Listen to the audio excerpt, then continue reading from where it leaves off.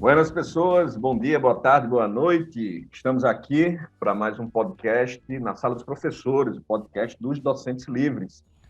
Hoje nós temos aqui convidados especialíssimos, né? Estamos aqui com Fernanda Gugel, psicóloga da UFRN, professora de Psicologia Social da UFRN.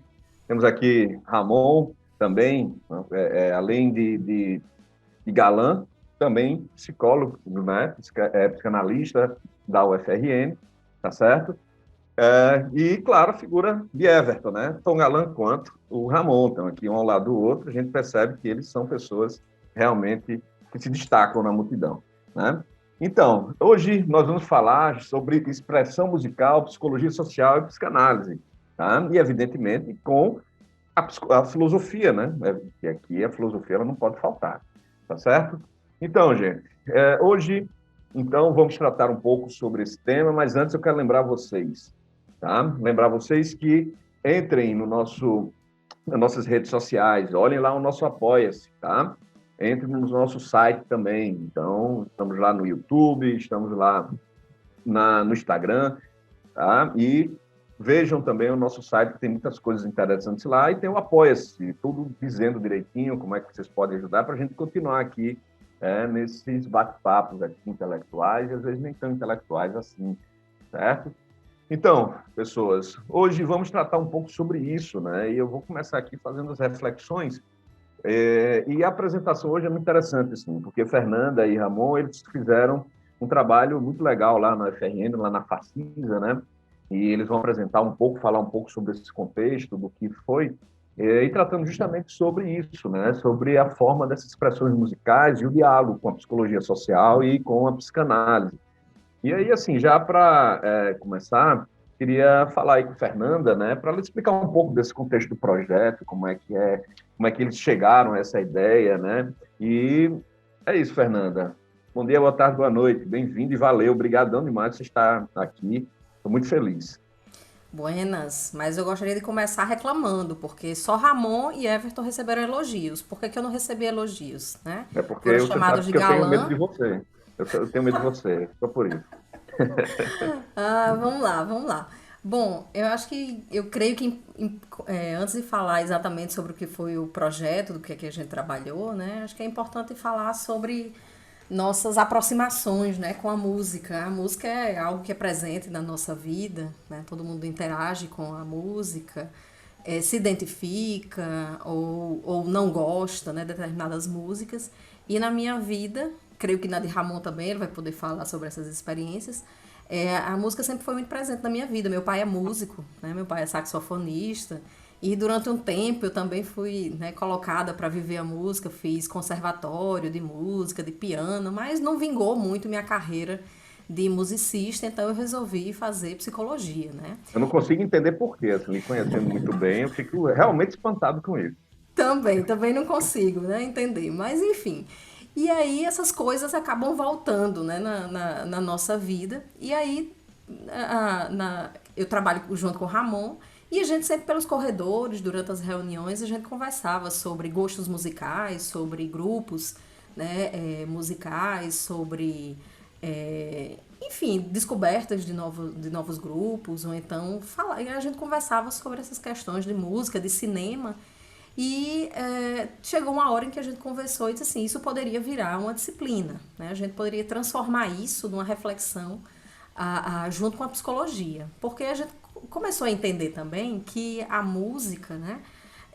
Muitas pessoas utilizam a música em sala de aula ou o cinema, né? Os filmes em sala de aula como ferramenta, né? Mas a gente resolveu utilizar a música como centro, como objeto, né? Como conteúdo a ser trabalhado, visto que a música ela não é só a letra da música, ela não é só o ritmo, ela não é só a partitura, né? Não é só isso aí, ela também tem um conteúdo social, ela também transmite, né? E ela também espelha, né, aquele momento histórico que está sendo vivido, as coisas que estão ali acontecendo. Então, assim, a partir do nosso contato, né, com a música, a partir das nossas conversas, a gente viu que se identificava, né, que a música sempre aparecia nessas conversas, e aí a gente resolveu transformar isso, né, num primeiro momento, numa disciplina, e discutir com os alunos como é que a psicanálise, no caso o Ramon, né, eu que trabalho com psicologia social latino-americana, e como é que isso poderia aparecer nessas reflexões, nesse diálogo, porque a gente também tinha muita lucidez a respeito da disciplina, que a gente não iria trabalhar teoria musical, a gente iria trabalhar essas expressões, os diferentes ritmos, né, os grupos, os movimentos, né, no Brasil, fora do Brasil, embora o nosso foco fosse mais, né, no Brasil, mas que a gente queria trabalhar isso e articular isso com o debate sobre as expressões musicais, fazer uma relação dessas músicas com as teorias, com as teorias da psicologia social e da psicanálise, né? Então, acho que... Maravilha. Maravilha, Fernanda, assim, eu acho que a experiência, sim, pelo menos a proposta que vocês fizeram, depois vão ter a oportunidade de falar um pouco sobre isso, é algo que a gente pode chamar de educação com E maiúsculo, né? E realmente faz uma ideia de uma contextualização dos diálogos, né? Que é algo fundamental, né? Na formação do pensamento, com a questão da expressão cultural, talvez a expressão mais popular, vamos dizer assim. E aí, Ramon, como é que você entrou nessa roubada aí com Fernanda? Roubada entre aspas, evidentemente, em brincadeira. Mas, e aí, como é que você viu, né? Acredito que vocês aprenderam mais, até tem ensinado para os próprios alunos, né? Eu queria falar, se tu falasse um pouquinho sobre essa tua experiência aí dentro da psicanálise, dialogando com a psicologia social, né? E aí, fala um pouco aí, até mesmo também da ideia da tua formação, de como é que você via, né? O que você esperava e o que você aprendeu com isso também. Legal, legal, Jordão, valeu. Primeiramente, valeu demais assim, o convite, Everton, Marcelo, bacana demais estar aqui, tá? E falar de um assunto que, enfim, a gente vai ficar horas e horas, né? Se não tivesse tempo, né, a gente ficaria falando aí bastante. Então, essa foi a primeira vez, né, que a gente dividiu disciplina, né, eu e Fernanda, e é uma disciplina optativa, né? E aí eu acho que tem a gente consegue, de alguma maneira, planejar um certo conteúdo, especificamente, que permite esse tipo de visita, né, digamos assim. Por exemplo, como o Fernando colocou, da questão das expressões musicais, que uniu a gente, dois campos aí, duas áreas, né, que a gente já tinha um desejo, mas eu acho que a música chegou como sendo essa zona que permitia, né, esse diálogo aí a partir das nossas referências, nossas formações, enfim. Eu costumo dizer assim que eu acho que eu me interesso pela música minimamente a partir da psicanálise, né, por conta, talvez, de não executar a música muito bem, né? Então, assim, eu gostaria de ter sido, né? Enfim, eu acho que é comum a todos aqui, viu, Ramon? Eu acho que isso é uma coisa que eu acho que é comum a todos, né? A gente vai estudar, né? Eu tento, né? Mas, enfim. A gente acaba estudando aquilo que a gente, né? A frustração leva, vamos estudar, então, né? E aí, de algum modo, minha mãe também, né? Teve também formação, a Fernanda estava falando, né?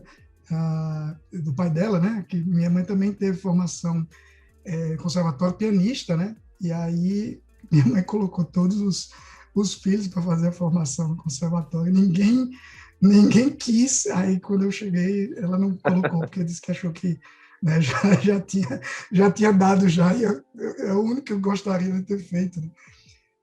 Mas assim, o legal dessa experiência, né?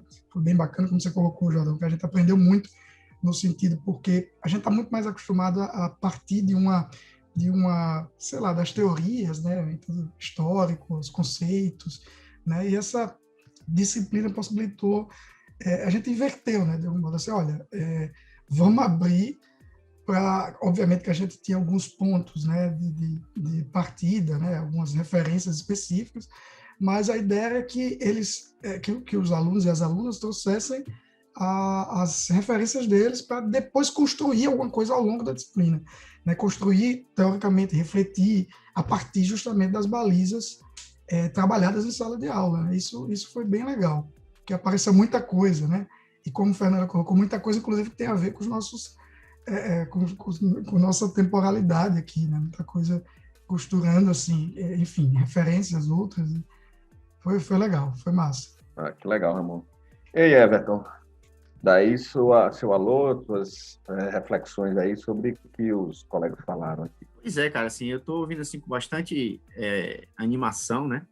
E pensando aqui algumas coisas a partir do que a galera tá falando aí, né? Assim, e como é legal você poder ser professor de diversas formas, né? Eu acho que eu vi aí, então, pelo menos 3 pontos que eu acho que merecem destaque, né? O primeiro deles é trabalhar a 4 mãos, que pode ter uma riqueza tremenda, né? Primeiro porque tem 2 processadores, né, trabalhando lá numa super velocidade. Segundo, porque também tem uma coisa que os alunos gostam de ver, né, que é os professores também debatendo, e aí eles se posicionam e ficam do lado de uma corrente, então do lado da outra, né? Eu me lembro que teve uma vez que a gente foi até tomar uma cerveja em Jordão e tinha uns alunos que foram acompanhar a gente, a gente começou a debater, discutir, os moleques ficaram assustados, tá entendendo? Porque o cacete comia, né? A gente disse, pô, eu achava que esses caras só concordavam. Não, né? Então, eu fico imaginando você e Fernanda lá na sala de aula, debatendo, discutindo, né? Acho que esse é um ponto, vamos dizer assim, bacana, fantástico, e inova, né? Cria uma nova sensação em sala de aula, que é esse trabalho que, vamos dizer assim, que várias pessoas estão executando. Acho que esse é o primeiro ponto. O segundo, né, que eu acho que é bacana também, é de abrir para esse aspecto cultural, vamos dizer assim, onde o aluno vai ter um protagonismo, né, onde ele vai tomar decisões, ele vai escolher, ele vai trazer a vivência dele, né, e, além disso, ele vai conectar com as teorias que ele aprendeu, né, porque hoje em dia também eu tenho percebido o seguinte, sabe, em tempos de ensino à distância, online, eu estou percebendo um enfraquecimento da compreensão teórica dos alunos, percebe? Como se o discurso teórico ele fosse uma coisa que você possa prescindir dele, você não pode prescindir dele, né, mas ele não pode ser uma coisa morta, né, ele não pode ser uma coisa sem vida, ele tem que ser uma teoria ou um conjunto de ideias que descortine o mundo, não é? Que crie ou refaça reflexões. Então, acho que esse também é o segundo aspecto positivo, né? E o terceiro, essa coisa também da transdisciplinaridade, né? De botar vários olhares no mesmo espaço, né? Então, já não é mais a disciplina de um só olhar, é uma disciplina de diversos olhares. Então, parabéns aí para vocês. E a minha questão é a seguinte, como é que os alunos receberam isso, né? E como é que eles, vamos dizer assim, vivenciaram esse espaço em sala de aula? Gente, só para rapidinho aqui localizar os colegas, né? Lembrando que eles são da Facisa, lá de Santa Cruz, tá? Dão aula lá, da psicologia. E eu acho que a pergunta de Everton é interessante aí. E aí, Fernanda, como é que você percebeu isso aí? Eu estava aqui rindo, né, enquanto o Everton falava, porque a gente percebe que nosso grupo de alunos tem isso também, né? Eles querem ver o debate, eles querem ver sangue, né? Como é que esses professores vão colocar esses lugares, esses diferentes lugares, essas diferentes teorias, campos teóricos, né, com que eles trabalham, como é que eles se aproximam e como é que eles eu acho que eu ia dizer antagonizam, mas não é antagonizam, mas como é que eles divergem, né? Como é que eles convivem com as contradições. E aí a gente tinha, né, esses dois campos teóricos de tradições diferentes, né, e em vários momentos, né, eu e Ramon nós percebemos que tinham mesmo essas convergências, e em alguns momentos a gente percebeu que o que um não gostava na teoria do outro era muito mais uma falha de comunicação, uma falta de leitura, porque a gente estava falando de uma mesma coisa ou estava falando de coisas muito distintas. Sobre os alunos é isso, eles chegaram com muita expectativa de perceber esse diálogo, né, entre as teorias, o diálogo entre as duas pessoas, né, as duas cabeças representando duas tradições, né, e creio que eles também vêm atraídos por essa possibilidade de enxergar a psicologia e psicanálise na vida cotidiana, né? No cotidiano deles, porque a música é parte desse cotidiano. A música é escrita por pessoas, é produzida por pessoas, é executada por pessoas. E será que tem mesmo aí teoria, né, dentro dessas músicas, né? Então, foi uma disciplina bem procurada, né? Teve muita curiosidade, teve muita procura. Infelizmente, a gente tem limitações burocráticas que não permitem, né, que todo mundo curse, né? Mas a expectativa, em geral, dessas pessoas era essa, né? E aí também eu acho que uma coisa boa da disciplina, como o Ramon já mencionou, era essa possibilidade de liberdade, né? De escolha a partir dos gostos deles. Porque eu e Ramon, né, nós somos dois tiozinhos, né? Musicalmente falando. E aí a gente muitas vezes nós não conhecíamos, né? Os gostos dos alunos, das alunas, e eles puderam trazer isso, né? As coisas que eles ouviam, né? Tava lá na sua playlist, e eles tinham liberdade para sugerir isso, né? Sugerir a temática e sugerir que grupos ou que estilos musicais ou que movimentos culturais poderiam ser desenvolvidos. E dali saíram trabalhos, né? Dessa experiência saíram trabalhos fantásticos, assim, e muito diversos, né? A gente transitou desde Mangue Beat, Movimento Armorial, a gente passou por Chico Buarque e ditadura, a gente passeou pelo carnaval, a gente passeou pelo forró, né? A gente passeou pelo forró, então a gente passou pelo rap, né? Com Racionais. E eu acredito que essa diversidade, né, de propostas teóricas e também na execução dos trabalhos e da diversidade de expressões musicais, eu acho que representa o que foi, né, essa iniciativa, que, assim, eu acho que bem sucedida não é uma boa expressão, mas eu acho que rolou o que a gente estava esperando, né? Eu acho que foi além do que a gente estava esperando, né, Ramon? É isso. Os alunos, isso foi desde o início, os alunos tinham muito essa expectativa de uma curiosidade. Eles colocavam assim: eu quero ver onde é que vai dar, o que vocês vão fazer, vocês vão partir de quais. Eles queriam encontrar pontos de semelhança. Eles anunciavam que gostariam de encontrar posição no plano consciente, né? Mas como a Fernanda colocou, na verdade o desejo era, inicialmente era, olha, que a gente quer ver a discussão pegando fogo. E foi muito bacana, porque uma coisa que eu percebi que é muito difícil a gente encontrar um certo ponto uma certa tônica de criação numa disciplina, obviamente no ensino remoto, em que, assim, existe a necessidade de demonstrar uma apropriação de conhecimento. E aí, como é que você discute? Acho que a gente discute muito pouco criação na academia, né? Inclusive essa questão mais estilística, essa questão. Então, para a gente, que a gente chega com tudo planejado, né? Também, muitas vezes, o processo em si, ele vai sendo conduzido de uma forma que a gente precisa flexibilizar algumas coisas que estão, né? Precisa rever algumas coisas. Por exemplo, uma das coisas que a gente comentou, disse, poxa, a gente vai estar falando de música, vai estar tudo isso, mas seria legal se a gente tivesse fazendo, terminasse com um show, se a gente tivesse fazendo, né, ou um documentário, ou enfim, a gente descolar, né, de um certo modelo, de uma certa linguagem acadêmica específica, ainda que né, a gente ainda tem obviamente, a necessidade da demonstração, da apropriação teórica, como o Everton colocou muito bem.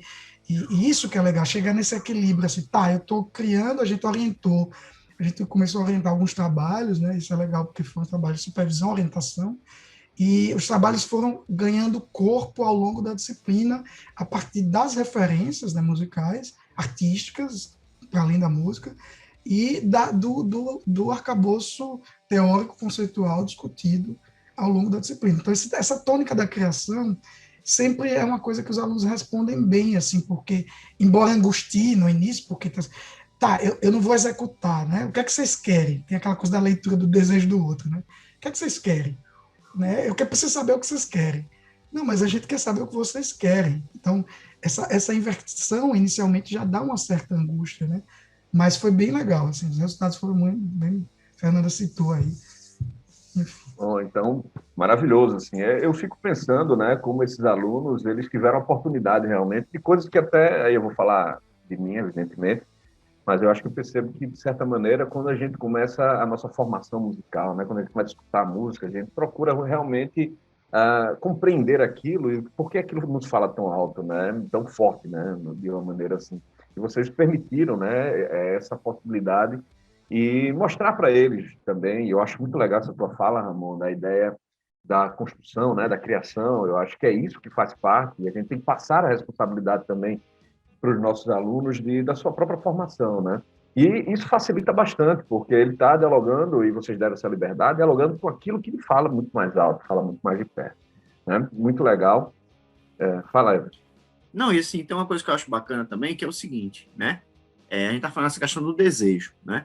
Então, por um lado, a partir do momento que eles começam a se perceber como atores dentro de um processo, né, se ele tem uma simpatia pela psicologia social ou pela psicanálise, ele começa a desenvolver uma leitura da cultura através de uma dessas chaves, ele vai querer saber mais sobre psicologia social, ele vai querer saber o que é o inconsciente, ele vai querer saber, sei lá, o que é o recalque, ele vai pensar, vamos dizer assim, ele vai querer desvendar essa linguagem teórica, que ele começa a perceber que faz sentido ler o mundo através dessas chaves de leitura. Né? Então, eu fico imaginando que criar talvez cause mais desejo de conhecer, por exemplo, a psicologia social, do que meramente a aula expositiva, na qual muita gente vai pensar como horizonte apenas ou a prova ou um aprendizado posterior em algum momento que você vai conseguir encaixar aquela teoria na realidade. Né? Então, acho que traz realmente para um campo de significação, vamos dizer assim, mais perto do cotidiano dessas pessoas. Né? E nesse processo criativo, né? Eu acho que eu acho que bem sucedido talvez possa ser uma boa expressão, né? Porque se vocês conseguiram, vamos dizer assim, despertar esses alunos, conseguiram fazer com que eles se engajassem, né? Produzissem coisas, e tivesse uma experiência bacana em conjunto, numa época como essa, de pandemia, eu acho que vocês conseguiram proporcionar, então, um espaço, ainda que virtual, de aprendizado e de compartilhamento de experiências, né? Perfeito, Everton, é isso. Então, fechamos o nosso primeiro bloco e vamos lá no segundo bloco falar sobre a música como expressão da coletividade. Próximo bloco! Buenas, pessoas. Segundo bloco agora, né? No primeiro bloco, eu até nem me lembrei de falar dessa figura que não está participando, né, do podcast. Mas Marcelo Maurício está aqui presente nos bastidores, tá? Ele está melhorando, já está tudo certo. Então, na próxima, com certeza, ele vai estar presente, tá? Eu sei que vocês estão com saudade. Então, gente, agora a gente vai tratar um pouco sobre... Vamos aprofundar um pouco mais na questão do tema, de algumas referências interessantes, né? E Fernanda até passou para mim hoje, que eu achei maravilhoso, foi um livro, né, que eles usaram de referência no processo, né, da criação da aula, né? E talvez o texto básico, né? Eles vão falar um pouco mais sobre isso. E é um texto, né, o Bolvarismo Brasileiro, né, da Maria Rita Kell. Eu não conhecia o livro, nem o texto, já tinha ouvido falar dela em alguns pontos, né, mas ela traz umas questões super interessantes. Eu queria também escutar um pouco vocês sobre isso e fazendo uma reflexão aqui primordial, porque é algo que eu já trouxe até aqui no podcast, né, e eu sempre fico pensando sobre algumas coisas, né, quando dentro das minhas pesquisas que eu fiz, né, lá na Espanha, etc., eu tive contato com um cara chamado Rueda, né, o Ocaso do Ocidente, e é um dos problemas que ele traz justamente sobre o que é a condição de ser, né, e lá no caso, evidentemente, que ele estava pensando uma questão mais ampla do que ele chama a questão de ser ocidental. E eu trouxe, evidentemente, para o Brasil, né, e aí eu fico pensando, sabe, gente, e aí, Ramon, se depois tu pode apresentar um pouco o texto também, essa questão do bolvarismo, né, enfim, mas eu vou chamar de identidade, tá? Eu sei que a palavra, o conceito é bastante problemático, mas, assim, até para o ouvinte escutar, o ouvinte entender, né, que a ideia do que é essa identidade brasileira, né? Quem somos nós como brasileiros, né? E aí a gente vai falar um pouco sobre a questão da música, né? Essa expressão de coletividade, etc. E a gente percebe muitas vezes a criação de valores, a criação da própria moral, né? A criação, a nossa referência, né? Muitas vezes são referências que não nos dizem, né? Talvez não tenha um espelho ali na frente, mas a gente procura um modelo, né? Um modelo que não somos nós para querer ser aquele modelo, né? E a gente tem muito disso, né? A gente procura em algo que não está presente na nossa própria cultura ou na nossa formação. Aí eu vou até parecer um pouco estranho assim, mas raiz, assim, mais do que o ser da coisa, né? E a gente busca em algo que não está presente aqui, certo? E aí, Ramon, assim, dentro do pouco que eu li o livro, né? Não li o livro todo, tive hoje o contato, a Fernanda passou para mim, achei maravilhoso, tá? Eu percebo que tem muito disso, né? Nessa questão do bolvarismo, do que ela chama atenção. Eu queria que vocês, assim, escolheram esse livro, como foi, e, enfim, o que é que trata esse livro e como foi aplicado, tá? Esse livro foi, na verdade, um ponto de partida, né? A gente quase que o livro estava quase se anunciando, assim, antes mesmo da disciplina, antes mesmo do planejamento, a gente já conversava sobre esse livro, a gente já tinha trocado uma ideia sobre ele. E a Maria Rita Kell, ela psicanalista brasileira, assim, eu acho bem bacana o que ela faz, que justamente ela pensa essas expressões, é o que a gente na psicanálise a gente reconhece como sendo um esforço, por exemplo, de pensar os fenômenos culturais, o esforço de pensar propriamente a cultura, né, as expressões, enfim, que é uma psicanálise mais distante, né, do que a gente concebe como intrapsíquica, né, ou né, mais individual, ou mais ligadas ao mundo interior. No caso, eu acho que tem outros nomes, né, enfim, que fazem isso, assim, psicanalistas brasileiros, né, o próprio Christian Dunker, que eu acho que ainda né, dessa tradição. E o bacana é que justamente ela traz essa noção de desejar ser um outro, né, esse desejo de ser outra pessoa, desejar como uma outra pessoa, né, desejo, que é toda a temática do bovarismo, ela traz para o solo brasileiro, né? Ela, como você falou, olha, como é que a gente pode pensar isso, né, na própria formação cultural brasileira, e particularmente, que aí foi onde a gente foi beber da fonte, né, ela vai tratar de dois casos que ela chama de antibovarismo, né, justamente seria essa espécie justamente de afirmação de si, né, nessa condição, você torna-se justamente quem você é, mais ou menos nesse sentido. Ramon, deixa eu só te falar uma coisa, assim, porque às vezes quem está ouvindo também pode não entender essas referências, né? Então, por exemplo, quando se fala bovarismo, né? Deve ter alguma relação com Flaubert, deve ter alguma relação com Madame Bovary, né? Perfeito. Então, assim, para quem está nos ouvindo que não tem, assim, dessa referência, né? Como é que a gente poderia entender essa questão do bovarismo? Justamente vem do Flaubert, né? Do livro do Flaubert, Madame Bovary, e justamente essa palavra que foi cunhada posteriormente, a partir desse livro, inclusive com com certo caráter psicopatológico, né, assim, psicopatologizante, no sentido de que é problemático desejar ser uma outra pessoa, né? Então, isso teria uma conotação originalmente psicopatológica, o que não a gente pode pensar se é realmente problemático desejar ser outra pessoa, porque passa por uma fantasia. Acho que o problemático é você acreditar e talvez você tomar como verdade, né, e não como fantasia, mas isso aí já... Exatamente. Como foi a personagem, né? Os folhetins, né, os romances de novela. Ramon, e eu lembro que durante uma das aulas, eu fiz essa pergunta para Ramon. Eu disse, Ramon, mas onde é que está o problema em querer ser uma outra pessoa, né? Será que eu acho que eu não estava entendendo como calibrar isso aí, né? Para mim o problema era a estática e não o movimento, porque a psicologia social parte exatamente desse conceito de... A psicologia social com a qual eu trabalha exatamente com esse conceito de movimento, né? E aí, para mim, eu não conseguia compreender, né? E aí, Ramon foi me explicar a coisa da, né? E ele até fez menção aí a questão do psicopatológico. O problema não é querer ser aquilo que você não é, né? Mas é desejar isso de uma maneira ilusória, né? E não destacar as coisas que você já é, ou que você já tem, ou que você vivencia. Então, essa referência é muito forte de Madame Bovary, uma mulher provinciana, né, que ficava lendo folhetins e desejando ser uma outra pessoa. E aí, no final do livro, né, tem o spoiler, ela não consegue, né, conseguir um amante que a levasse daquela cidade, a levasse para Paris, para os grandes centros, né?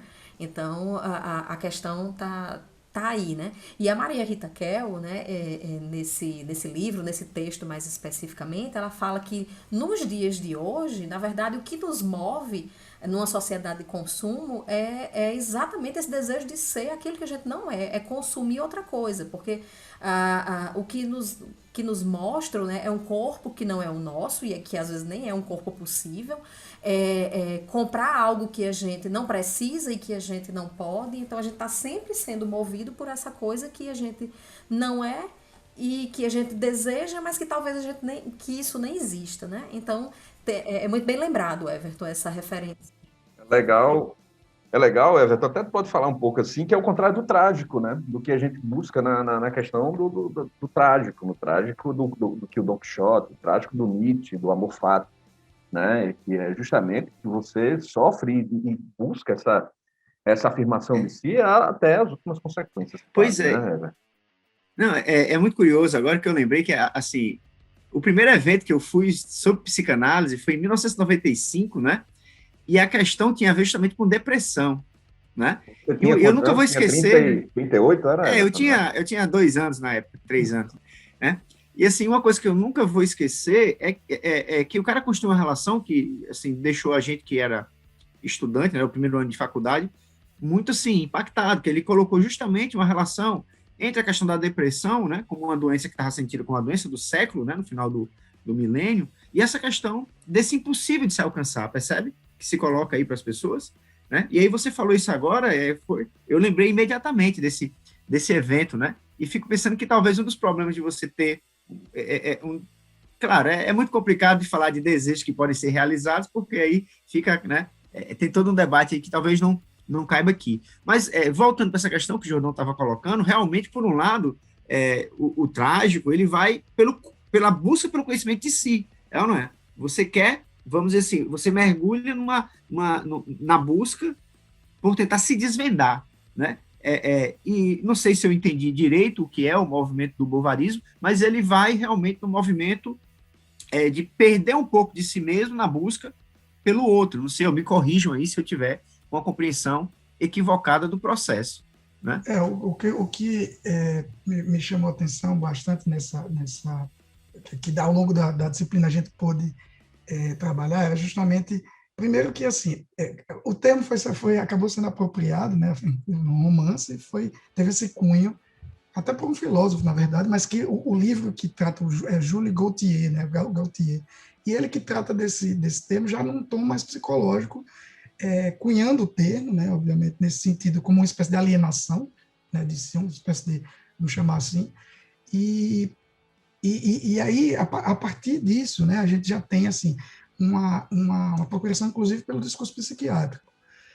E aí eu queria só fazer uma observação no sentido de que, mesmo a discussão do que é uma psicopatologia, né, para a psicanálise, ela se distancia um pouco também dessa concepção do discurso de uma certa psiquiatria clássica, né, pelo menos ali contemporânea ao termo cunhado, no sentido de que uma ideia, a própria ideia de que a psicopatologia ela pode estar na vida cotidiana. Então, ela não tem esse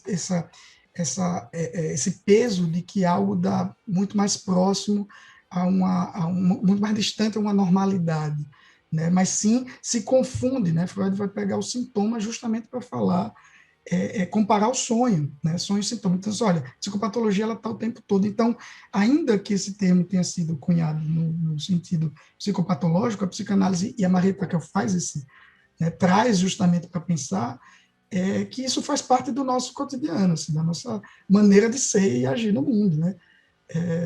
Isso que é bacana, assim, né?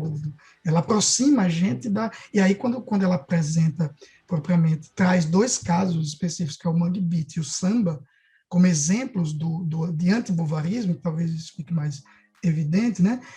Justamente porque não houve uma diluição de uma espécie de elemento, de uma unidade, vamos chamar de talvez uma unidade identitária do samba, uma unidade identitária do próprio Mangue Beat.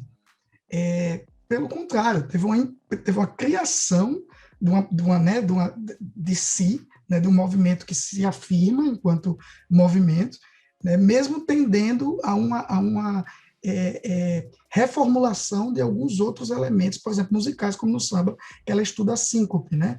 Então, isso veio do lundu, isso veio tem machixe, então isso poderia muito, mas essa unidade que justamente que afirma a herança do samba, o samba não deixa de ser samba, pelo contrário, ele se afirma enquanto samba, mantendo uma repetição enquanto elemento, né, ao mesmo tempo criando um novo.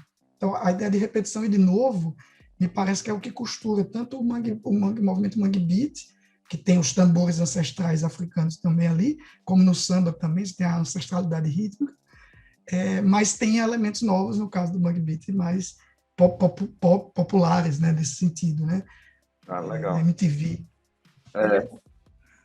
E é engraçado. Não, porque pode falar, que até Desculpa, fazer uma Júlio, vai lá. questão que eu estava falando a gente estava conversando com a Fernanda, né, aqui antes de entrarmos aqui no podcast, né, e ela falou uma coisa que eu achei interessante, eu acho que encaixa bastante com essa ideia do Ramon, né, que ela começou a perceber, né, dentro da aula, mas também fazendo outras observações, que estamos revisitando certas coisas, né.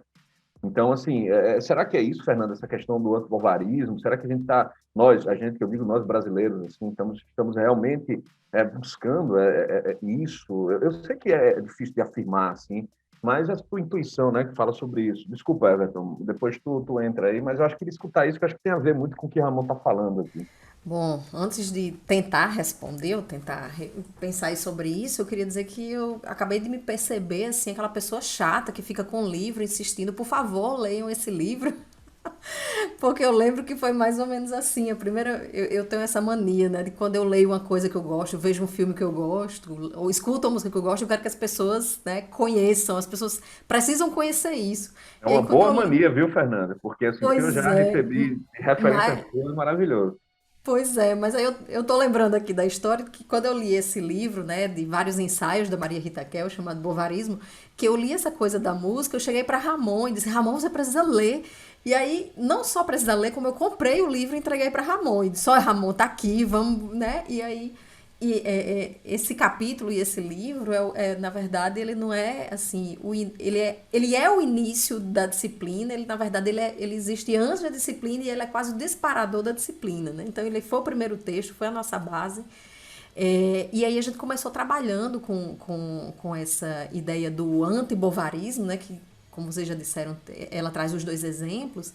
E foi interessante porque no desenrolar da disciplina, o que a gente acabou discutindo foram exemplos de outros antibovarismos, né? Então, eu não sei se, eu nem sei se eu acredito que existe assim uma coisa de uma identidade nacional que consiga dar conta né, de todo um país, nação, sei que são diferentes conceitos, mas eu acho que não consegue dar conta de uma nação como um todo. Imagine de um país continental como o Brasil, que tem aí cada região, né, que parece um outro mundo. Então, eu não sei se a gente consegue trabalhar com esse conceito de identidade, embora seja um conceito muito caro à psicologia social, né? Mas acabei esquecendo o que eu ia falar, ó. Me empolguei. Deixa eu ver se eu lembro. Não, da Essa parte. questão realmente não sei se tu ia falar da minha provocação, né, de revisitar as coisas, né, a partir Ah, dessa questão da lembrei. identidade. Lembrei que os grupos, né, acabaram trabalhando não só esses dois movimentos, mas trabalhando outros movimentos, e eu acredito assim, que a sua pergunta é para a gente falar um pouco do que tem que estar. Não é funcionando a expressão que eu queria dizer, mas do que é que existe, o que é que está sendo produzido, né? O que é que está sendo produzido e talvez a gente não tenha acesso, até conversando a Everton, né? Antes daqui do podcast a gente estava conversando e a Everton dizendo, mas o que é que está sendo feito, né? Então, até para seguir essa linha do antibovarismo, para não ficar só focado, né, o que é bom está fora do país, eu desejo ser o que está fora do país, a gente acabou trabalhando com elementos musicais e expressões musicais, né, que já existem. Então, eu não sei, Jordão, assim, se eu acredito nessa ideia de que a gente consegue falar de uma identidade, né, brasileira, cultural, mas o que a gente percebe é que sim, né? Tem algumas pessoas que... Aí eu lembrei de Nelson Rodrigues, né? Do Complexo de Vira-Lata. É quase impossível, né? A gente tá falando aqui de música, de psicologia, mas eu fico lembrando de filmes, eu fico lembrando de livros, eu fico lembrando. Lembrei dessa coisa do Complexo de Vira-Lata, e aí eu fico... Às vezes eu me pergunto, será que... Né? Beleza, Nelson Rodrigues escreveu em um outro momento, mas será que a gente realmente segue tendo esse Complexo de Vira-Lata? Será que a gente tem essa dúvida sobre a nossa capacidade? A gente produz tanta coisa, não só no campo da música, no campo cultural, de um modo geral, cinema, né, poesia, literatura, por que não dizer também política, por que também não dizer economia, né? E eu acho que é legal, Fernanda, muito a questão da linguagem, né? Eu percebo muito isso, por exemplo, nos movimentos, falando de cinema pernambucano, a música pernambucana também, mas a gente vê a música gaúcha, a música carioca, etc. E tem muito disso, né? Nós nordestinos temos... É porque, assim, parece que nós nordestinos parece que é uma coisa só, né? Mas a gente vai lá lá no Piauí é uma coisa, o Sergipe do Ramon é outra, a Bahia de Everton é outra, o País de Mossoró é outro, Fernando, enfim, que a gente vê que tem algumas coisas comuns, mas são diferentes também, né? Então é legal, é realmente a reflexão que vale. Everton ia falar alguma coisa, mas fala, Ramon, desculpa, fala. Não, só lembrando que a fala de Fernanda, até a ideia da cordialidade, né, que a gente encontra muitas vezes, né, como sendo uma coisa, enfim. Mas eu estou lembrando que o próprio Francisco Buarque de Holanda, ele traz também, né, em Raiz do Brasil, né, que traz justamente o bovarismo. O Sérgio Buarque. O Sérgio. Francisco é o filho, que é o desconhecido, é o Chico. O Sérgio Buarque de Holanda, que traz em Raiz do Brasil o bovarismo. Ele também faz menção, né? Ou seja, isso já estava chegando aqui um pouco em relação a isso, esse nosso desejo de ser outro. Né? Perfeito. Fala. Pois é, né? Não, assim, acho que duas coisas, realmente, né? Essa questão da identidade brasileira, eu acho que é uma questão e tanto, né? Uma questão muito espinhosa, uma questão muito difícil, né? Eu, sinceramente, eu não saberia responder se há uma identidade brasileira ou não, né? Uma coisa é certa, né? Existem múltiplas perspectivas, né? E elas estão, vamos dizer assim, em constante transformação. Claro que isso é o óbvio, né? É o óbvio ao mesmo tempo. Mas, assim, por um lado, e eu escutando vocês, e toda essa discussão me rememorou o seguinte, né? Até pensando na questão do Chico Science mesmo, lá da Nação Zumbi, como, né, vamos dizer assim, um dos pilares aí do Mangue Beat, né? Eu me lembro que a primeira vez que eu escutei uma música deles foi na novela da Globo, percebem? Uma cerveja antes do almoço é muito bom, para ficar pensando melhor. E olha que eu tava já morando aqui no Rio Grande do Norte, né? E foi isso que chegou para mim. Aí, de repente, alguns anos depois, eu comecei a escutar outras coisas dos caras. E não tinha nada a ver com a imagem que eu fazia da banda na novela, né? Aí eu fui apresentada a uma visão única, né? Uma visão, assim, que eu nunca vi nada igual, nada parecido, do Brasil, do Nordeste e de Recife, né? Com imagens, assim, completamente inéditas, né? E, assim, por que eu estou colocando isso agora no primeiro plano, assim? Porque são músicas que realmente afetam, né? Eu me lembro que eu fiquei tomado. Tanto hoje que me deu até saudade de escutar várias dessas músicas. Mas qual é o meu ponto, né? Em relação a essa questão da cultura, se a gente está revisitando coisas, não é? Tem uma coisa muito bacana na atualidade, que a música, o cinema, a literatura, eles não estão mais presos a uma época, né? Eles não estão mais presos numa época. Tem uma espécie, assim, vou usar uma linguagem meio heideggeriana aqui, de desvelamento, tá entendendo? As coisas, elas vão se desvelando, se mostrando para a gente a partir de múltiplos referenciais. Então, por exemplo, eu estou ali, então, com 20 e poucos anos e não conhecia a Nação Zumbi. De repente, começo a conhecer, né? Uma parte daquilo ali já passou, mas vai começar a fazer sentido para mim agora, né? E vai começar a mostrar algo para mim agora, né? E eu fico imaginando, então, Fernando, que aquela coisa que a gente estava conversando, né? Porque tem tanta gente, então, vendo sentido na música da ditadura, da época da ditadura, naquelas produções. Porque isso está acontecendo para essas pessoas agora, né? É que nem o enigma lá dos 3 prisioneiros lá, que Lacan tanto gostava, né? Você precisa lá de um referencial para fazer sentido, né? E às vezes aquilo já está ali, só que você só chega àquele lugar através do outro, né? Então, é preciso, talvez, um clima como esse que a gente está vivendo agora, para que essas coisas façam sentido, né? Mas eu acho também que a gente não pode cair naquilo que algumas pessoas falam de vez em quando, né? Quer dizer assim, naquele tempo a gente produzia, percebe? Naquele tempo a gente... Porque você pode estar num lugar de ignorância, de quem não sabe o que está acontecendo, e de ter muita gente fazendo e falando coisas bacanas agora, né? Mas que essas coisas não se mostraram para a gente ainda, que talvez em função da nossa bolha, em função de, né, sei lá, de vários fatores, né? Então, assim, eu acho que é uma coisa meio diferente do nosso tempo, sabe? E quando a gente está dando aula, eu já discuti isso com o Jordão, também com o Marcelo várias vezes, eu acho que tem uma coisa no nosso tempo que é única, se a gente para pensar em gerações anteriores, né? Esse modo de compreensão, de acontecer das coisas para nós, né, é um modo muito novo, né? Então, serve para música, serve para literatura, serve para, como é o nome, para o cinema, né? Então, para muita gente, vamos dizer assim, a psicologia social não aconteceu ainda, não é? Na consciência dessa pessoa, e de repente, numa aula como essa, ela começa a acontecer. E qual é o legal? Que ele pode levar isso para a sua comunidade, não é? Para os seus amigos, para as pessoas que, vamos dizer assim, estão ali ao seu lado, e numa posição de atividade, né? De quem tá atuando naquela coisa, não apenas como quem está repetindo um discurso, né?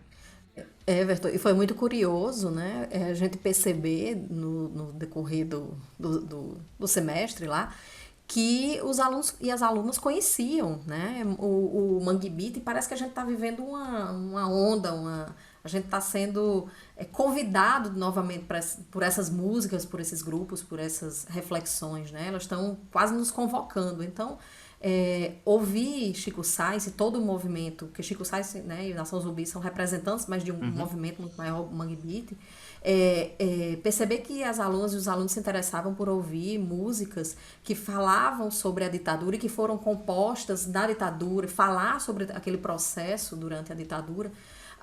Então, foi também curioso perceber que faz sentido hoje reviver, reouvir esses estilos, essas pessoas, esses compositores, esses grupos musicais, né? Então, e eles têm, né, essas pessoas mais jovens, eles tiveram essa capacidade de articular com o hoje, né? Não só ficar nessa nostalgia, né, mas visitar esse passado, curtir esse passado, ver que ele faz sentido hoje, né, e conseguir articular isso, como você disse, com coisas mais contemporâneas, né? Então, dialogando com rap, dialogando com músicas, né, mais próximas aqui. A gente estava falando sobre Mangue Beat, a gente estava falando sobre...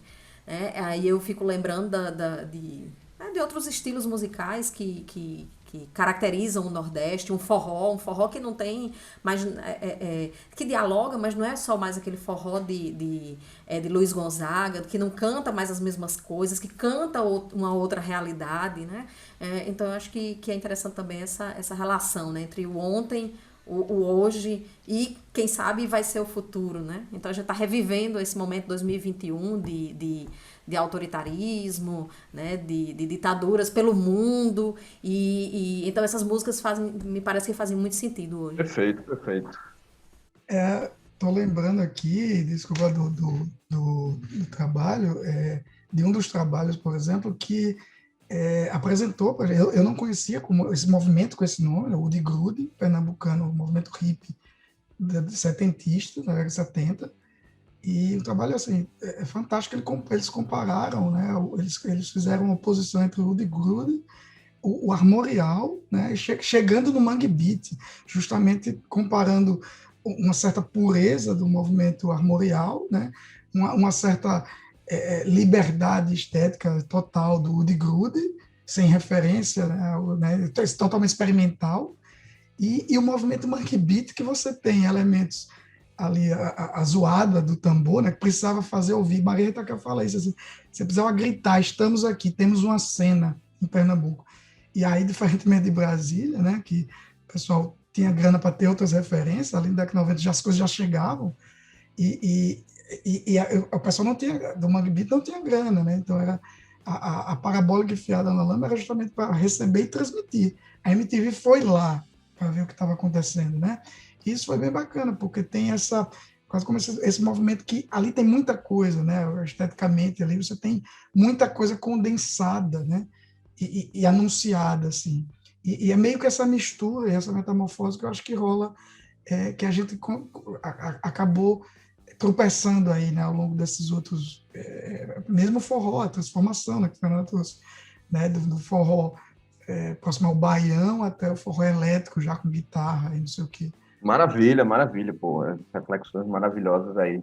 Então, com essas reflexões, a gente fecha o segundo bloco e entraremos no terceiro bloco com já o famoso, né, Só Filosofia Salva. Finalmente consegui. Finalmente consegui chegar aqui. O sábio. Grande sábio. Por favor, me dê uma iluminação. Eu vim de longe até aqui. Me diga uma palavra de sabedoria, de conforto. Só a filosofia salva. Terceiro bloco agora, só filosofia salva, né? Esse terceiro bloco a gente vai fazer as sínteses, né? Vai trazer as referências e os colegas vão contar um pouco das referências também dos alunos, né? Então, assim, eu acho que foi legal o que Ramon terminou no segundo bloco, falando justamente das referências, né, pernambucanas, principalmente. E aí eu lembro, assim, quando surgiu alguns movimentos, né, o movimento Mangue Beat, inicialmente, e eu tive contato com outras bandas, né, que também vêm desse movimento, enfim, de partes comuns, né, o Mestre Ambrósio, né, Cordel do Fogo Cantado, e quando eu escutei aquilo, eu disse, cara, isso aí para mim é a síntese de tudo que eu sempre quis, assim, né? Uma época eu estava escutando aí, estava lendo muito Zé Lins do Rego, Ariano Suassuna, Graciliano Ramos, né, e vendo essa questão do ser nordestino, etc., um momento que eu pensei bastante sobre isso, e de repente surge essas bandas, né? Eu acho que era até o espírito do tempo, né? E surge essas bandas e eu digo, cara, junta coisas referências que eu gostava bastante, né? Tem a questão do rock and roll e tem a questão da busca, né? Da compreensão do que é o ser nordestino, né? Eu acho que eles trazem, né? Eu gosto muito da palavra linguagem, né? Eu acho que eles trazem uma linguagem muito interessante. E aí busca o forró, enfim, isso até fez algumas reafirmações, né, do que eu me construo, né, do que eu me construí, do que eu sou, né, da minha identidade, né. E aí eu queria escutar, Fernanda, até um pouco, né, assim, trazer essas referências também de que você aprendeu dentro dessa questão dos alunos, né, você falou um pouco sobre o forró aí, falou algo sobre o tipo, né, como é assim, então, que os alunos trouxeram dentro quais são as referências dele, o que é que você pôde extrair disso aqui? Pois é, Jordão, a gente percebeu, né, nos trabalhos, coisas que a gente já percebia também ao escutar forró, né? O forró também não é um movimento único. E aí a gente teve grupos que falaram sobre esse forró com Luiz Gonzaga, né? Um forró mais tradicional, década de 30, e os elementos que vão aparecendo, né? Então, um forró que canta a seca, o sofrimento, a melancolia, o luto, né? Por outro lado, a gente teve outro grupo falando sobre um forró eletrônico, né? Um forró mais contemporâneo e um forró que tem já a presença das mulheres não só objetificadas nas letras, né? Mulheres não só que aparecem como alguém que sofre ou alguém que é desejada, mas as mulheres aparecem cantando, né? As mulheres aparecem também cantando sobre a sua realidade, sobre a sua experiência. As mulheres passam a compor também, né? Então a gente tem aí uma diversidade de temas, né? Mostrando a sua realidade, mas a gente assim, já de cara a gente já percebe aí diferenças de temáticas, diferenças nas influências, né? Esse forró eletrônico aí que vem num terceiro movimento do forró, porque a gente percebe que existe o primeiro movimento do tradicional, um segundo do forró universitário e atualmente esse eletrônico, que o eletrônico faz referência também às incorporações que são realizadas, né, ao ritmo. Então a gente eu acho que uma das coisas importantes para perceber aí o forró é essa diversidade, né? E também essas movimentações. Mas a gente também não pode esquecer que o forró é engolido, assim como o samba e assim como outros movimentos musicais, eles são engolidos pelo mercado, né? Quem dita o que vai ser cantado, a gente não pode ser ingênuo também de achar que a gente só está cantando e ouvindo aquilo que espontaneamente está surgindo. Existe um mercado por trás da gravação que vai ditando o que é que vai ser gravado, o que é que vai ser consumido, quais bandas vão fazer sucesso, quais vão entrar na novela da Globo, como bem disse Everton, né? E assim, para mim foi muito interessante perceber o forró. Eu não estudo diretamente nas minhas pesquisas forró, mas nos últimos anos eu tenho me dedicado, além de psicóloga social, eu também transito pela psicologia ambiental, né? E tem me chamado a atenção, e nos últimos 5, 6 anos eu tenho estudado o Nordeste, né? Tenho estudado seca, não para reproduzir, mas até para desmistificar, para mostrar e entender que o Nordeste, né, não é só seca, não é só pobreza, não é sofrimento. Existem múltiplos Nordestes, né? E existem aí múltiplos forrós também. É legal, assim, até lembrei do Belchior, né? Nordeste é uma invenção, né? Aquela música que, assim, e eu acho Durval, que parte daquele, né? Durval E Muniz de Albuquerque do escreveu um Valmir de livro Albuquerque. sobre a invenção do Nordeste. Maravilhoso, né? Porque é realmente, assim, mais ou menos daquilo que a gente estava discutindo antes até. Lembrei duas coisas, né? Uma de Ramon estava falando, né? Das referências do Sérgio Buarque de Holanda, etc. E de como a construção de ser brasileiro, né? Era uma necessidade daquela época, né? Até pela questão da construção do fanismo, de dar uma identidade comum, etc, etc. E outra coisa que eu lembrei, você falando do forró aí, é aquele Meia-Noite em Paris, né? Do Woody Allen. E aí a gente sempre tem aquelas referências dizendo assim, olha, não, bom, era aquela época, nem a nossa época, né? Anterior àquilo, etc, etc. E aí você falando do forró, assim, aí você falou do forró, e foi engraçado a minha reação agora, né?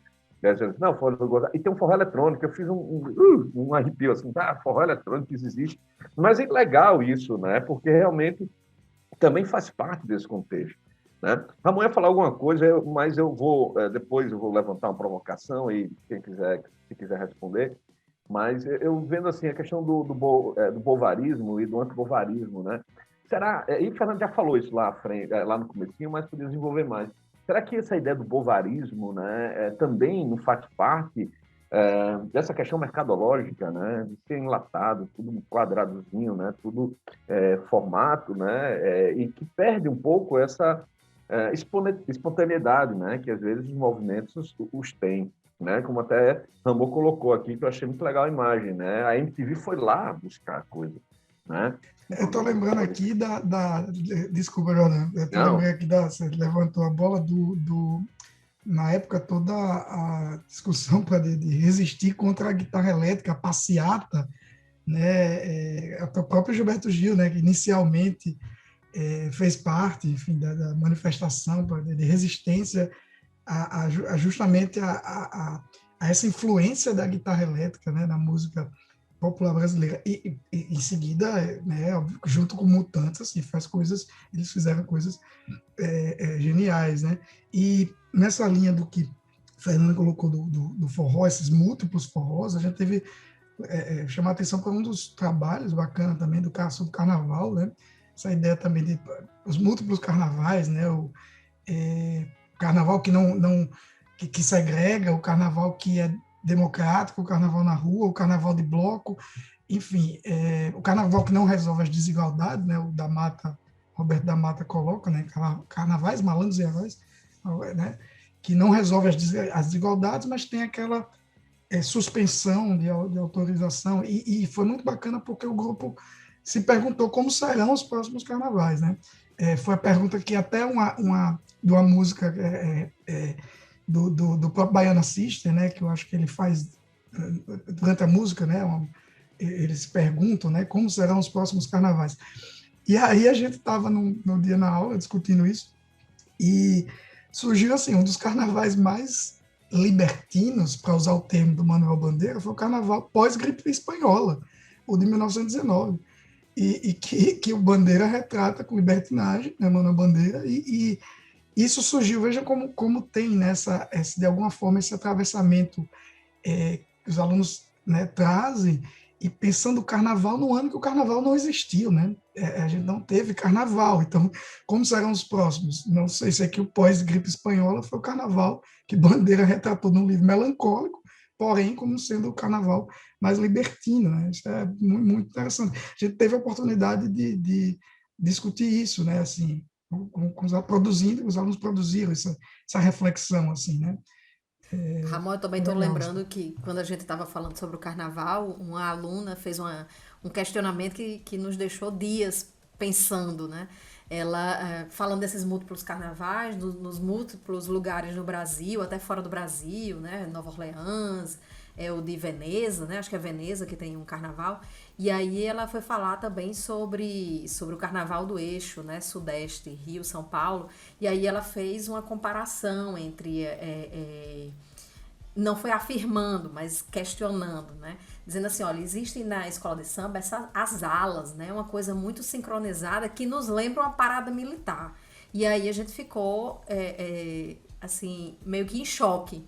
Acho que até então ninguém tinha parado para pensar nessa mega organização, mega sincronização nesse controle, né? Então tem uma alegria, tem uma as pessoas assim se divertindo, mas ao mesmo tempo existe muitas regras, né?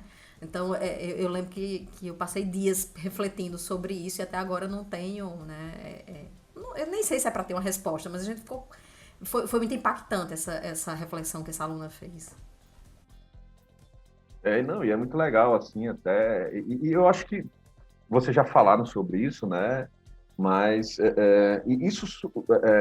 esse tipo de reflexão traz, né? É motivo, né? É consequência, eu acho que justamente desse momento que estamos vivendo, né? Então, consegue se perceber determinadas coisas que talvez era para ser sutil mesmo, né? Ou representava a uma determinada época essa necessidade até da nossa formação brasileira positivista, né? Positivada, organizada, ordenada. Então, o carnaval tem os carnavais do clube, né? Que é o carnaval desse libertino, né? Como o Ramon chamou a atenção aí, que é permitido tudo, mas o carnaval da avenida é um carnaval que é um carnaval sério, vamos dizer assim, botando sério entre aspas, né? No sentido que tem que ter toda uma organização, toda uma linha de pensamento. E só, né? E aí, só porque eu fala. lembrei aqui, você também pediu que a gente, né, fosse recomendando coisas de cultura, de arte em geral, que a gente fosse lembrando, e eu lembrei de um outro carnaval que talvez a gente nem saiba que exista, mas eu lembro que eu vi um documentário que chama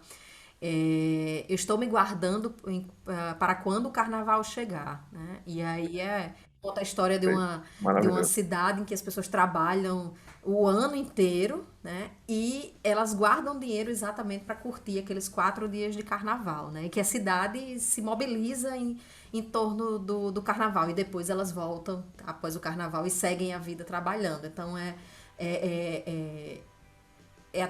até melancólico, sabe assim? Até é impactante esse documentário, mas é bem interessante também. Me lembrou de uma outra possibilidade de carnaval.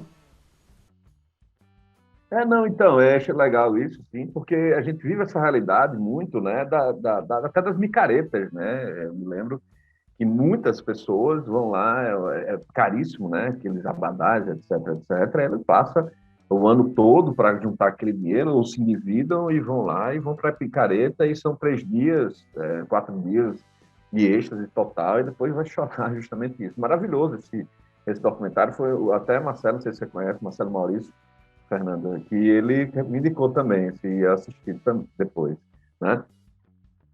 Everton, alguma reflexão aí sobre essa questão da expressão, etc? Na realidade, assim, né, a gente sempre faz recomendações, né, nesse bloco, né?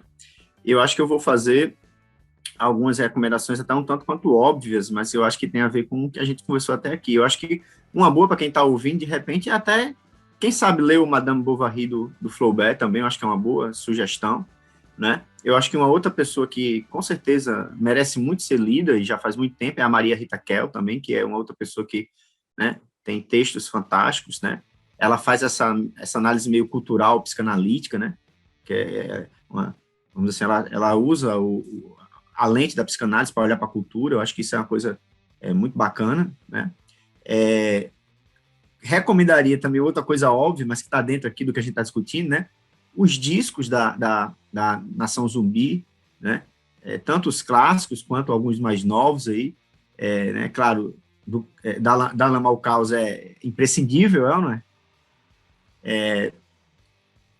E também recomendaria até outras bandas, né? Tem Ed, né? Tem, sei lá, várias expressões culturais também que eu acho que são importantes. E todo esse debate aí sobre a questão da identidade cultural do Brasil me lembrou uma obra que eu não me recordo das duas autoras, o nome delas todo, mas eu lembro de uma, né? Que é Brasil, uma biografia, da Lilia Schwartz, né? Eu acho que é um livro muito bacana também, que pode ajudar a gente um pouco, não a responder o problema, mas pelo contrário, para torná-lo mais sofisticado e mais complexo ainda. Eu acho que seriam boas sugestões, né? Vamos assim, como é o nome? Para conhecer. E tem uma banda também das antigas, chamada Ave Sangria, né? Das antigas, né? Que eu acho que vale a pena também a galera procurar saber aí o que é, escutar um pouco. Perfeito. Ramon, esse é o momento, então, que eu acho que seria interessante, você já fez algumas referências legais, assim, Mas, assim, até dentro do que vocês trataram lá, dentro dos alunos, que é que você pode recomendar também, assim, porque eu acho que foi um projeto que vai continuar, evidentemente, mas tão interessante. Eu acho que o que ele está escutando, ele pode, assim, você recomendaria, claro, o Everton já falou, né? E a gente já falou da obra central sobre o bovarismo brasileiro, né? Mas, assim, vamos dizer assim, outras referências, né? Não precisa ser só de literatura, de leitura, mas também, assim como o Everton fez muito bem, cinema, teatro e música também, Jordão, né? queria recomendar um livro da Lorena Calabria sobre o álbum Da Lama ao Caos. A gente falou aqui no álbum, eu acho esse álbum realmente impactante, década de 90, eu acho que assim, teve uma mudança que eu acho que isso me interessa particularmente na relação à psicanálise. E talvez isso me fisgue, assim, nesse sentido, de uma mudança teve uma ruptura, efetivamente, na forma o que é Chico Science Nação Zumbi, né, nesse sentido.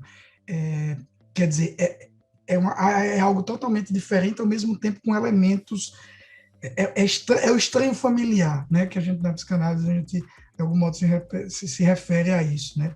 Ele é o estranho familiar, ele tem um conteúdo ali que retorna, né, do abissal ali, mas ele se apresenta com a partir de uma outra forma, nunca antes experienciada. Inclusive, as pessoas que entraram em contato, né, os produtores musicais ficaram bastante, enfim, impressionados com a musicalidade original. Eu acho que é um pouco isso, né? O que tem de original e o que na verdade, como se transforma o que já existe em algo autoral, né? Uma obra. E esse livro é bem bacana porque vai contando, além de contar a história, até tem um documentário que é baseado nesse livro, chamado Caranguejo Elétrico. Eu acho que ele está disponível no YouTube, é um documentário muito bom. Maravilhoso. E vocês Muito bom. conhecem, né? Muito bom. Ele tem, a gente consegue ver a referência ali, né? Documentário do livro. Enfim, e aí depois vai por letra. É uma coleção, na verdade, né? Esse especificamente da Lama ao Caos, mas na verdade é uma coleção que chama O Livro do Disco. E aí tem muita coisa, tem Tim Maia, tem... Nota de rodapé. Só uma correçãozinha em relação ao Livro do Disco, quando eu estava me referindo à obra da Lama ao Caos, da Lorena Calabria, eu mencionei que Tim Maia também fazia parte dessa coleção Livro do Disco. Na verdade, é Jorge Benjó com Tábua da Esmeralda. Tim Maia já é uma outra publicação. É bem bacana. Então, é o que eu...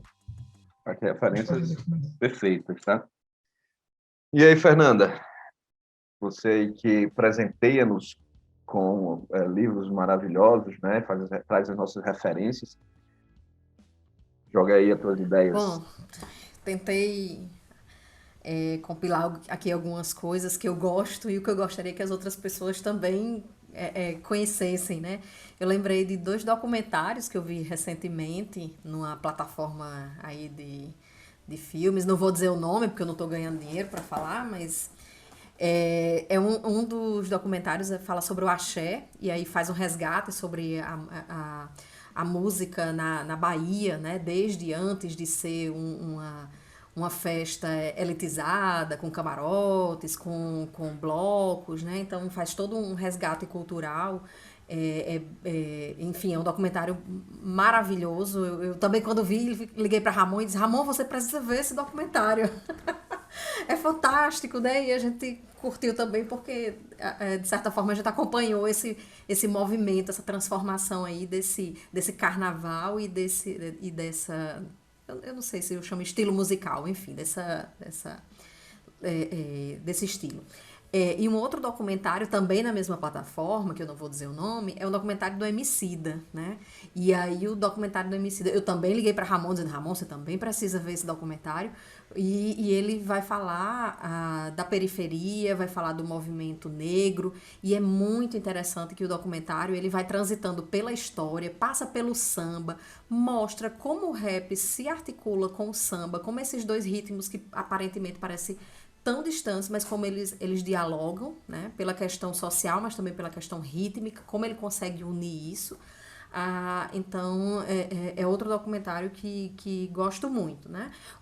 E aí, falando de livros, tem um mais acadêmico, que a gente comentou aqui, que é A Invenção do Nordeste, do Durval Muniz de Albuquerque Júnior, que um grupo teatral de Natal, né, do Rio Grande do Norte, o Grupo Carmim, transformou em espetáculo teatral. Eles estão até também exibindo em formato digital remoto. Recomendo o livro e recomendo o espetáculo, A Invenção do Nordeste. E por último, né, tem sido assim... Não, mais dois só. Por muito tempo, o meu livro queridinho foi um livro de um autor pernambucano chamado Josué de Castro, que dialoga também com o Mangue Beat, e as músicas do Chico Science, Nação Zumbi, comenta sobre Josué de Castro, diretamente evocando a palavra, o nome do Josué, mas também indiretamente, porque quem lê Josué de Castro, né, um geógrafo, médico e geógrafo, que foi exilado na época da ditadura, mas que escreveu sobre fome. E aí ele escreveu um único romance que chama Homens e Caranguejos. Então, durante muitos anos, esse livro foi o meu queridinho. Mas, atualmente, eu fui arrebatada por Torto Arado. Inclusive, uma das nossas alunas, também nessa iniciativa, nessa disciplina que a gente estava comentando aqui, ela fez uma articulação entre as músicas, mais especificamente uma música de Clara Nunes, falando sobre, acho que é o Canto do Trabalhador. Nota de rodapé. Gente, o nome da música não é Canto dos Trabalhadores, é Canto das Três Raças. E articulando com o Torto Arado, né? Com esse Nordeste, o livro mostra uma história atemporal, narrado por mulheres, né? Mas de uma ruralidade que atravessa o tempo aí. E, enfim, então, Torto Arado também recomendo como né, um outro estilo não acadêmico, acho que não sei se entra no estilo romance, mas enfim, é a minha recomendação. Gente, então, legal, gostei das referências. Eu já fiz algumas referências, mas aí eu estava pensando aqui, eu vou colocar três autores que me falam muito perto, assim, dentro da formação, do pensamento, etc., né? E um autor que eu gosto muito, né, é o Carlos Newton Júnior, que ele faz uma leitura do Ariano, talvez seja o cara que mais conhece Ariano Suassuna, até os filhos do Ariano fazem referência ao Carlos Newton. Ele tem várias obras falando do Ariano Suassuna, falando sobre Canudos, falando sobre Nordeste, né? Outro que é uma referência para mim, que modificou muito a minha visão, né? Que fala sobre cangaço, tem uma pesquisa muito legal, que é o Frederico Pernambucano de Mello. É um cara que eu li há uma época e eu fiquei realmente meio desnorteado pelas reflexões que ele trouxe sobre isso, né? E tem um livro que eu acho maravilhoso, assim, acho que todo mundo deveria ler, né? Todo brasileiro, mas todo mundo que quer entender um pouco o Brasil, mas de uma forma bem diferente, né? E eu acho que quem lê vai entender o que eu estou falando, que é de João Baldo Ribeiro, O Livro do Povo Brasileiro, né? Que é um livro muito, muito legal, muito interessante, como se fosse uma história do Brasil, que eu acho muito, muito, muito legal, né? E aí, do cinema, gente, eu gosto muito de todos os filmes do Cláudio Assis, né? Mas eu vou falar aqui especificamente sobre Febre do Rato, né? O Febre do Rato é muito legal, porque é aquilo que eu falo de linguagem, tá? Eu não só por ser pernambucano, né? Mas, assim, por ser nordestino e viver o que a gente viveu aqui, nós quatro que estamos aqui conversando, somos de uma mesma época, né? E Pernambuco, assim, eu acho que consegue trazer uma coisa que eu acho que a gente tem que buscar sempre, que é uma linguagem, né? Então a gente fala de música pernambucana, literatura pernambucana e cinema pernambucano que tem uma linguagem própria, né? Como tinha, por exemplo, a linguagem do carioca, né? O estilo, a maneira carioca e tal. E é justamente isso, acho que Fernanda que trouxe, né? Que não há um Nordeste, não há um forró, não são Nordestes, são forróis, né? São culturas nordestinas todas aqui. Então são quatro pessoas conversando, quatro nordestinos que têm, né? E de lugares diferentes que têm conexões, mas também têm singularidades, né? E eu acho que o Febre do Rato, acho que condensa muito bem esse pensamento pernambucano, né? Que a gente termina falando aqui também, tá? Fernanda, então, assim, dentro dos teus projetos aí, das tuas ideias que você poderia trazer, já te despedindo, né, e te agradecendo demais, assim, cara, é uma honra ter você aqui, acrescentando para o Docentes Livres, para a sala dos professores, tá? É maravilhoso, assim, escutar as tuas ideias e tuas práticas também, né? Você como uma mulher que põe a mão na massa realmente, e tem as ideias e corre atrás e faz, tá? Vai ter minha admiração e também queria escutar um pouco dos seus projetos aqui. Bom, acho que um primeiro projeto que merece ser destacado é que a gente não pretende parar, né, nessa disciplina, que parece uma coisa estanque, mas a gente pretende transformar isso num evento. A gente gostaria de ter feito o evento logo ao final, mas com a pandemia não foi possível, mas pretendemos fazer disso, né, um evento no futuro. Eu também gostaria, antes de falar dos meus projetos, mas porque eu acho que estão relacionados, eu queria só destacar que isso que a gente está fazendo é academia, né? Isso é universidade.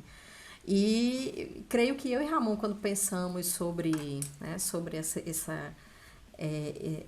esse debate aí sobre música, psicanálise e psicologia social latino-americana, essas coisas que a gente já foi conversando, né, do, ah, do embate, das aproximações, das divergências, das convergências, né?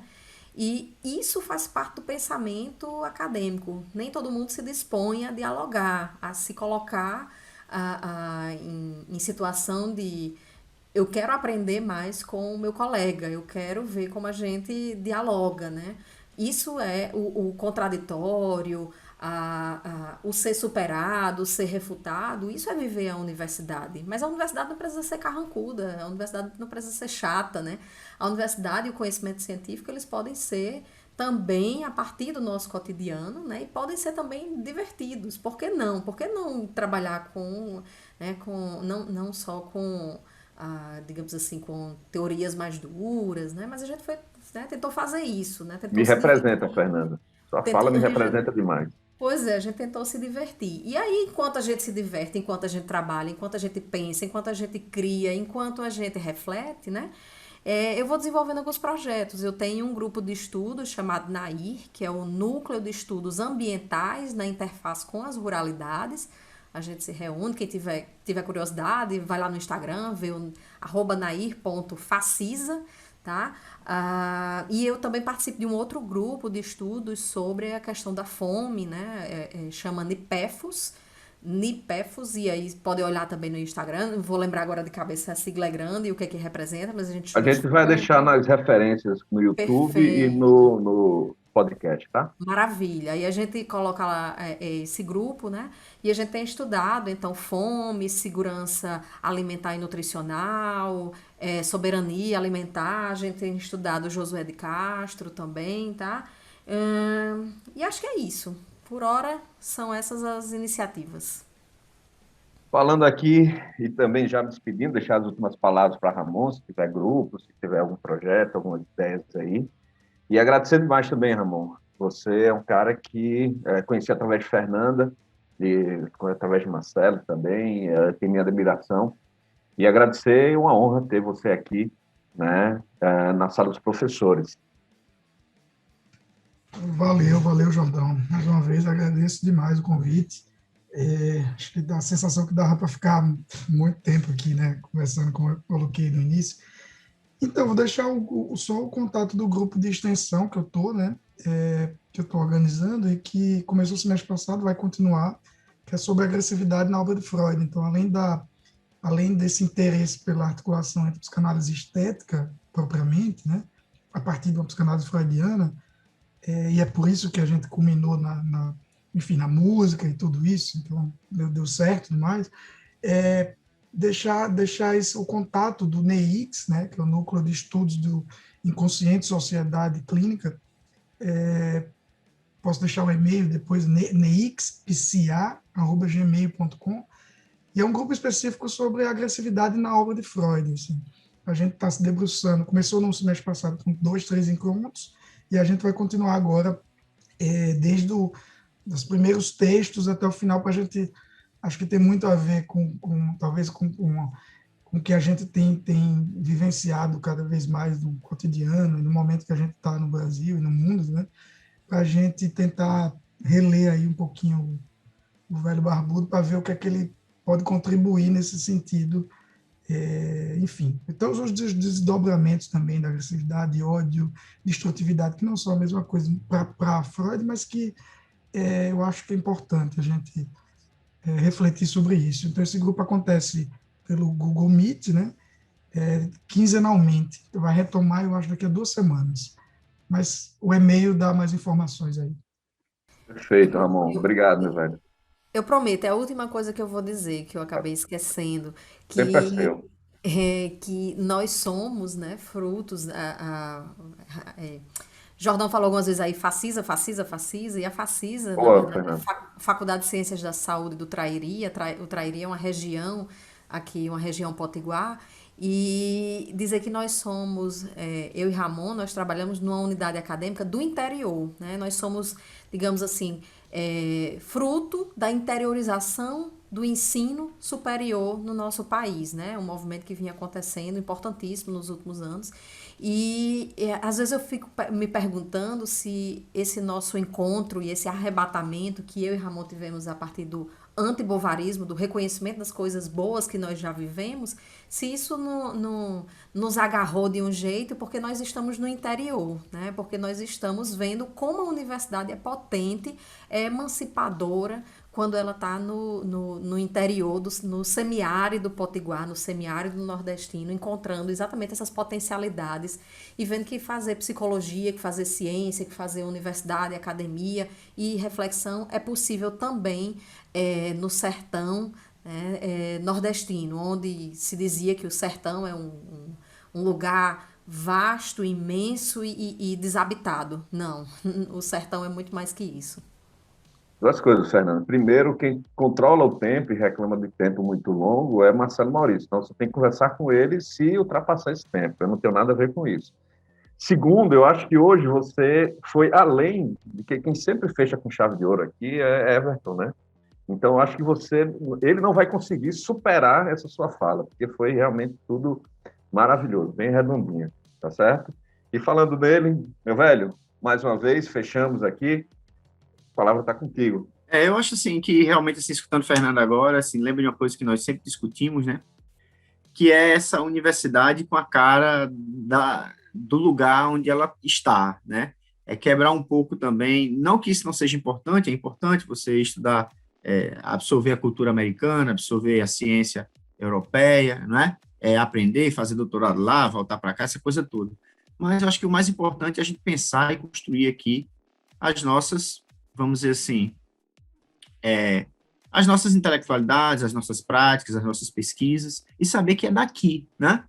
Assim, perder um pouco dessa dívida excessiva ou com o Sul, ou com a Europa, né? Mas também se pensar como atores do conhecimento, né? Com autonomia. Eu acho que sair de uma certa, vamos dizer assim, de um certo feudalismo acadêmico, percebe? No qual tem essas relações de sucedâneo e vassalo, né? E que a gente acaba se colocando em determinadas posições que muitas vezes nem refletem o potencial, como a gente está vendo aí na fala de Fernando. Então, acho que é isso mesmo, né? A gente, como é que eu poderia dizer, lá na época da psicologia, acho que lá pelos anos 96, tinha uma frase de um sujeito chamado Inácio Martim Baró, que eu achei muito bacana, né? E ele dizia assim, ocupe um lugar, né, e realize, né? Então, acho que tem a ver com isso, ocupar um lugar e realizar, né? Perfeito, pessoas, maravilhoso. Obrigado mais uma vez para vocês que estão escutando o podcast nas salas professores do Docentes Livres. Lembrando mais uma vez para vocês entrarem lá no nosso Instagram, visitem, vejam as nossas novidades, entre lá no YouTube, tem muito vídeo legal, né? O pessoal da Facisa já participou também, que está lá no YouTube, inclusive um abraço para o professor Sérgio, hoje é aniversário dele, né? E vejam também o nosso site, né? O nosso site que está lá com o nosso Apoia-se. Nos ajude aí, você vê que o nível aqui, a gente está se esforçando para trazer reflexões para vocês que estão nos escutando. Sem mais delongas, é isso, pessoas. Obrigado, beijo e até a próxima.